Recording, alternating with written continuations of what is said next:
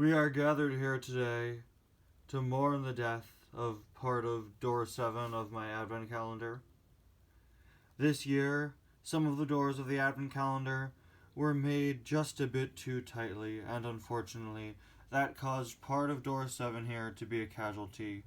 It used to be in the door right here, but unfortunately, while opening it yesterday, it came clean off. If you have any final words you'd like to say about part of door 7, please leave them in the comments. It is a very sad day indeed. It's a very sad day here, guys.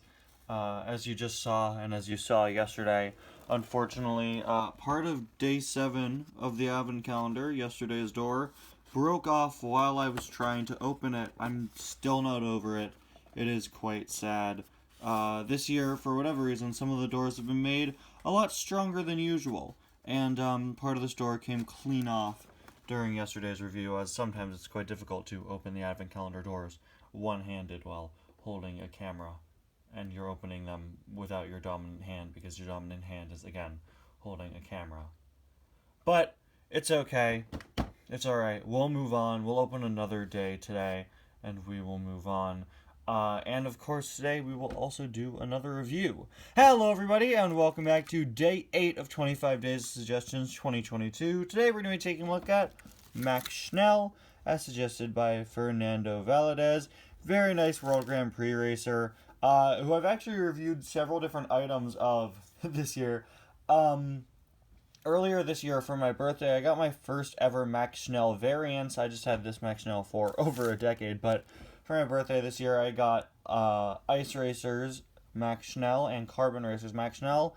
And just about a month and a half ago, I reviewed this really weird large-scale plastic Carbon Racers Max Schnell that was accidentally delivered to my house originally by mistake when my mom originally ordered the Carbon Racers one. There was a mistake on the website's part where they sent her the plastic one instead of the die-cast one. It all got ironed out. But yeah, it's been a pretty Max Schnell heavy year on my channel. And now the real Max Schnell, the original Max Schnell, has joined the party. But before we take a look at him, we of course have to open up today in the advent calendar. Very interested in finding out what today is. It's right in the center here. Yesterday we of course got our next piece of curved track, and we were able to complete a circle here. With the way this door is shaped, I wonder what it is. My only guess is maybe today is going to be a piece of straight track. Let's see. Hold on a second. Okay, you know what? Maybe putting all this stuff here wasn't the best idea. We don't want to have a repeat of yesterday with a ripped door. But yeah, we're almost in the dead center for this one. Let's see. It's another door that's on there very tightly. This is getting annoying.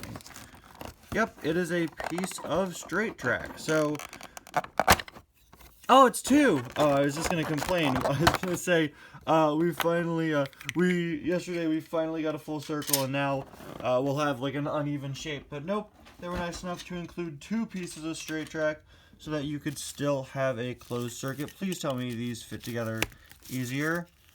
I guess they sort of do. Yeah, a lot of the curved pieces this year have a weirdly tight or weirdly loose connection, but it seems the straight track pieces are doing just fine. They're fitting together just fine. And now our circle that we made yesterday can of course be turned into an oval. Once again, I believe these pieces are reused from the ice rink last year. Yeah, man, these snap on so much easier. I don't know what happened with the curved pieces. But yeah, the straight tracks snap on quite a bit easier. And now we have a pretty decently sized little track for Lightning or Sally to race on, of course. Very nice. Or if you really want to, I guess you could put a 155 scale car there. They do still fit quite well. Just saying. Anyway, let's get the track out of the way. Man, I'm so glad we finally have a stable track. It's been kind of annoying this year with how strangely built the curved track pieces were this year.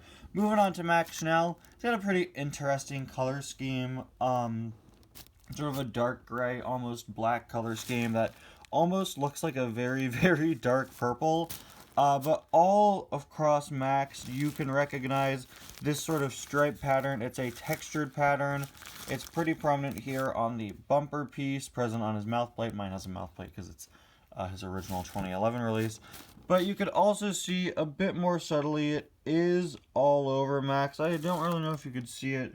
It's kind of hard to see on camera, but it certainly is there. This pattern that is texture, that of course is meant to represent the carbon fiber all over Max's body. And ironically, unlike the Carbon Racers line that would later be released, the carbon fiber here is actually textured. I believe for the most part on the Carbon Racers it was just sort of painted on for those guys. But, you know, here we have actual sort of textured carbon fiber design. I really like Max's expression. And then on the hood we have the letters WTCL, which apparently stands for World Torque Champion League, which I did not know. I just looked that up on the Cars Wiki, and I don't know, that's pretty funny. I am pretty sure that was brought up in Max Schnell's Meet the Cars bio. I'm pretty sure it mentions that is where he's from. Yeah, they mentioned that he is a World Torque Champion League car. So I love how we have like a little bit of additional lore there. I love how some of the World Grand Prix racers have other logos, like the GRC on Also Rule, right? You get sort of a bit more context, because these are all world famous race cars, and if Lightning is allowed to still have a Hudson Hornet Piston Cup logo on him in the Piston Cup, of course some of these other guys are going to keep some of their other racing logos. Have the German flag on Max Schnell. He of course is the German racer, and Schnell is German for fast. Got the World Grand Prix logo with the sort of shield emblem and the number 4 there. World Grand Prix, all in all, nice wheels back there. Unique wheels. I don't think anyone else has these wheels other than the cars that share Max's mold. Of course, should be noted that Max is the only World Grand Prix racer to have other characters share his mold, because all of the international racers from the alternate cuts of the movie reuse Max's mold, except for Fernando Alonso, who doesn't. He reused Miguel's mold, but he also didn't get a diecast. So as far as diecasts are concerned, Max Schnell is the only World Grand Prix racer to have other characters use his mold, but it might not stay that way forever, because quite a few background characters in Cars on the Road reuse Jeff Gorvette's mold to be other different background Corvettes. It'll be interesting to see if we get some of those as diecasts. Then Max will no longer be the only World Grand Prix car to share his mold with other characters. World Grand Prix on the back. Not really anything on the back other than a World Grand Prix logo. Actually, they do cram quite a bit on his back. You could also see an incredibly small 4 powered by all in all and German flag. There's a look at the other side. Of course, now the flag has been put facing the other way, which is kind of cool. I like how the colors are still in order on this side. Yeah, you can see the stripe goes this way and then picks up again facing in a different direction here. I always love when they make characters have different paint jobs on both sides, and it's cool because it means that Max's flag keeps the realistic color configuration.